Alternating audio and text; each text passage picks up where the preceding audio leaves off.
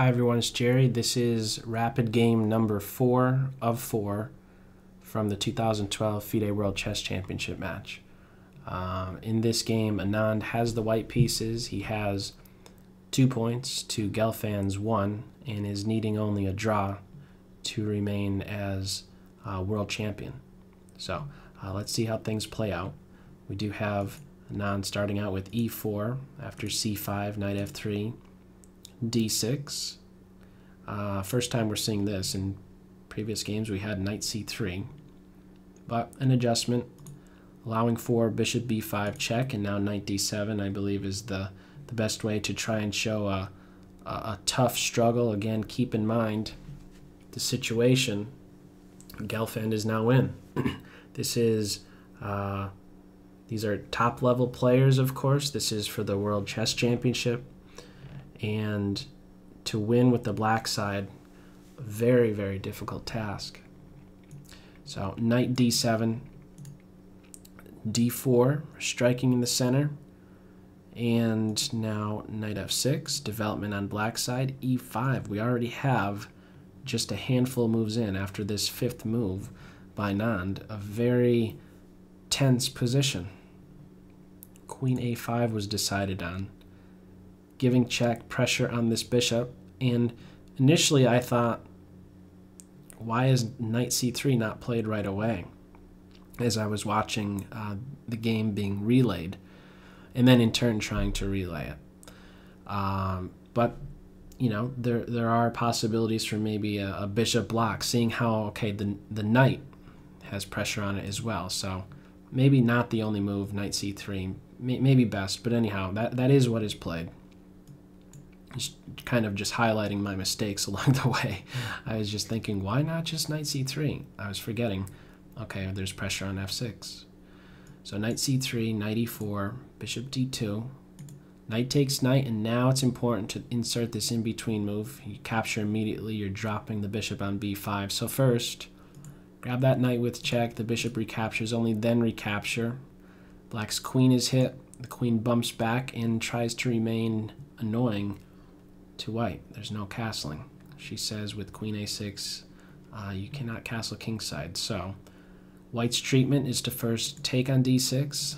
There's a pawn recapture, and now queen e2, welcoming a queen exchange, looking to trade down, simplify this position, and hold the title, basically, looking to simplify right now. The queens do come off, but black does have that bishop pair. f6, I like that move a lot. In fact, I don't think I was able to really comment during the stream about the move itself, but what is it really doing? It's providing a cubbyhole for that king on f7, stopping any knight moves down the line. It's negating the bishop's influence along this diagonal. Soon enough, we'll have either a capture or a push. So multiple reasons for why this pawn would want to go just a single step. Anyhow, we do have b3. The bishop is looking to tuck itself back, and also maybe even get this c-pawn involved. Bishop gives a check, king sidesteps that, the bishop now comes back. Pressure on the knight as well as that g2 pawn indirectly. Rook d1, looking to finally get some coordination here. The king is ready to weasel around here to the queen side, maybe b2. King f7, king c1, bishop e7, d5, a structural change.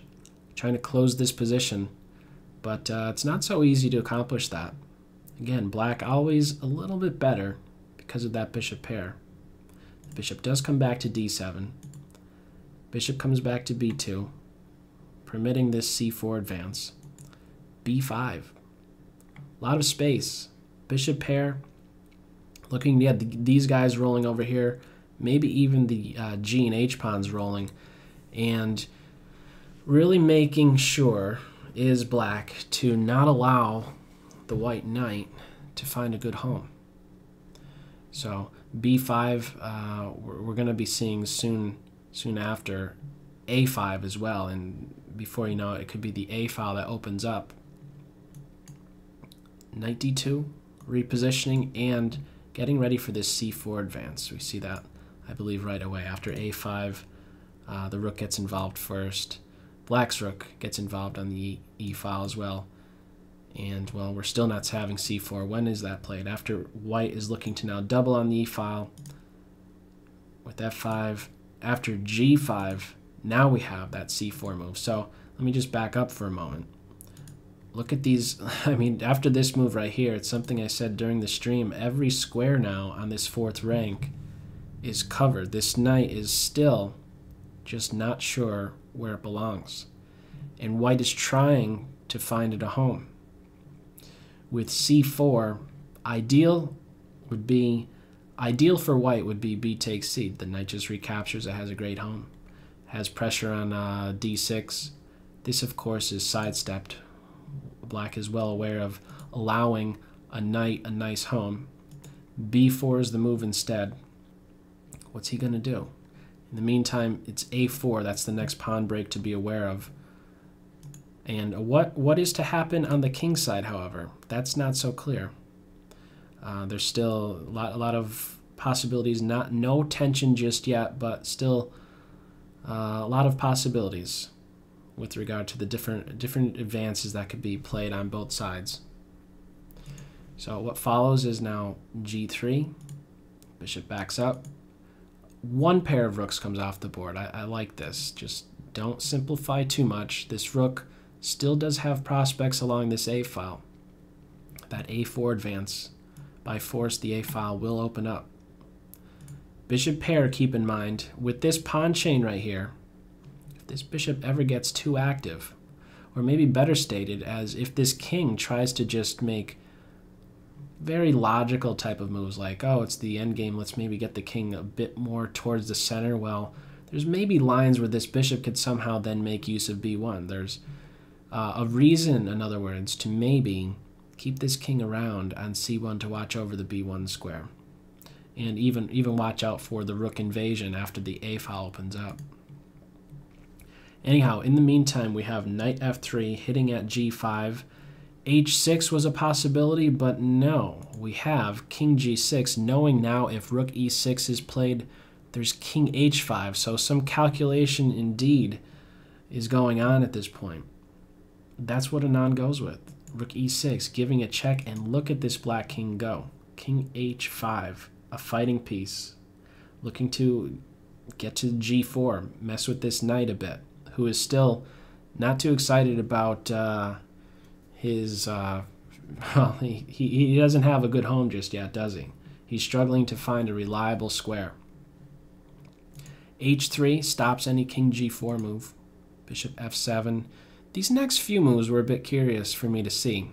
You'll see what I'm talking about. After bishop f7, rook f6, bishop g6, rook e6. I'm not quite sure what was accomplished with that sequence of moves right there. It seems as though black was just the side that had benefited, seeing how the bishop is better placed on g6 than e8, and all the rook did was kind of dance. Went to f6, it went to e6.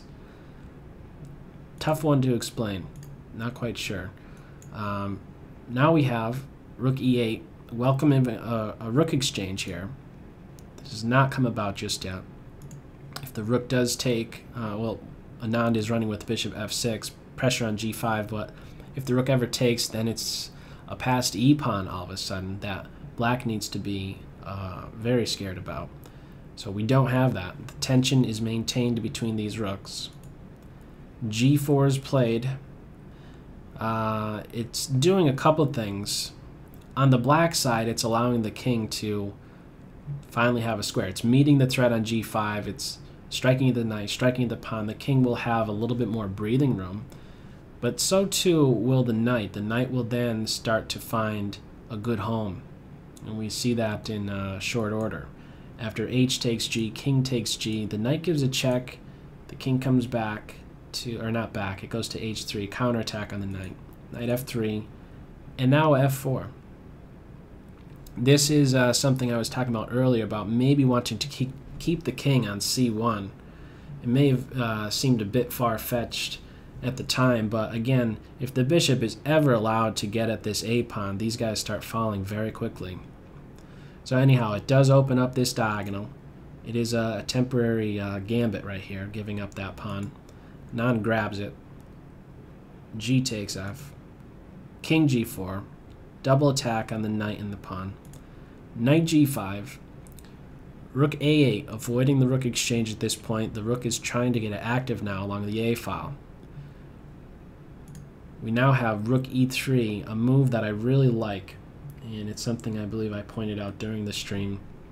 What is it doing? It's addressing this A pawn push, knowing that after A takes B, it will be B3 that needs support. So the rook is now in a spot to watch over that.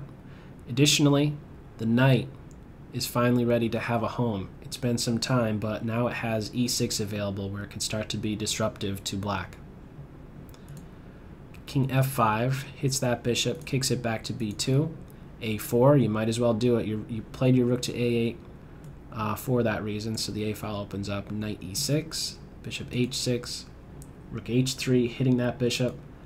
Bishop takes F, knight takes F, king takes, bishop F6. After that series of exchanges, we now have an opposite color bishop ending. However, can this bishop maybe get at these pawns?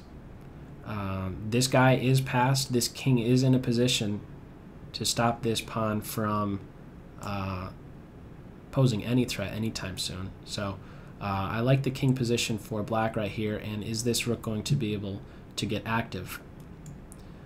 Following up, we have bishop F6, which is looking to get to E7, and just as this bishop can maybe start gobbling up these pawns, so too can this bishop. Rook A7 defends against the bishop move to E7. Rook E3 renews this possibility of getting the the bishop to E7 and then eating these pawns up. Bishop E4 stops the communication of the rook and bishop on E7. Bishop backs up, looking to give check and then get at D6. There's more than one diagonal the bishop can be trained on to get at D6, and Anand is looking to get at it by way of G3. Now we have A takes, bishop check first, and now after the king backs up, A takes B, rook gives a check, the king runs around a little bit, another check, king E1, rook A6, and at this point it's kind of a sad situation to have to do that, but how else is it that you can defend against D6? The rook is having to play back. In the meantime, some forward progress is now made by white. F3, this bishop is running a bit short on squares. It runs to B1. Initially I thought, why not go to, let's say, C2 and keep pressure on this pawn, but the king eventually tracks it down. So this is really the only square to be going to, B1.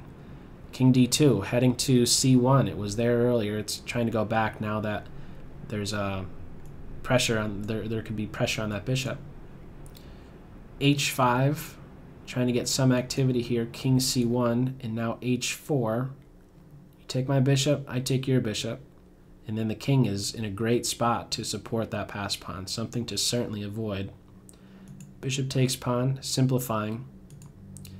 King to F4, and a very key move, bishop G5, and this move right here, I believe after Anand saw king F4, I think he already realized that he was going to be world champ. Bishop G5, king takes his force, king takes bishop, white is up a pawn, but it's even more clear cut than that. After king F4, rook E6, king takes F, king B2. There's absolutely nothing to do here for black. Tethered to the defense of the D pawn, the rook cannot be captured by the king for as long as it sits right here, and it really doesn't need to go anywhere else. Stay right here, cut the king off, no forward progress to make. This is a dead drawn position, and with that draw, Anand holds. Anand regains his title as world champ, and in the tie breaks he finished up with 2.5 to 1.5, and he holds the title. And it was a really lengthy championship, nearly 3 weeks it's been going on for, and Both players must be exhausted. I'm exhausted, but I enjoyed covering these games, and I hope that you got something out of it along the way. I have a playlist created for all of these videos, so feel free to check that out. I will include it as a video annotation to this game, like I have done for all previous games, but it was fun to do. Again, I enjoyed it, and I anticipate doing it in 2014 as well, and who knows who will be competing in that, who might be the challenger to Anand, or what are your thoughts? Anyhow, feel free to leave any feedback whatsoever on the comments to youtube.com/chessnetwork to this video, any comments, and that's pretty much it. So I hope you enjoyed it, and I'll catch you on the next video. Take care all. Bye-bye.